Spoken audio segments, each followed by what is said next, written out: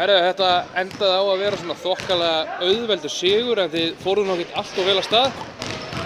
Nei, við vorum lélegir í fyrstu 5 mínúturnar. Vorum lélegir í fyrstu 10 á Höfn í Hornafirði, þannig að við náðum að skera það niður í bara 5 í dag. Eru þið á væru kæri svona til að byrja þessa leiki eða hvað veldur?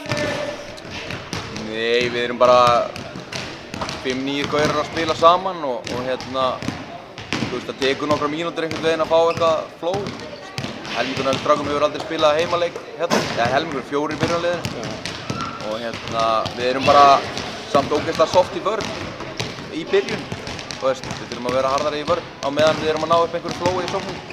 Tóni átti fínan leik, eru ekki bara ánægðir með hvernig hann er að koma inn í þetta?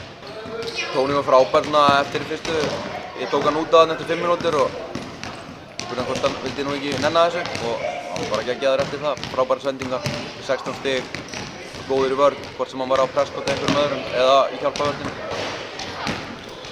Heilt yfir náttúrulega var væntanlega sáttur við hópinn eins og hann er. Já, bara svona rúmlega það. Akkurat.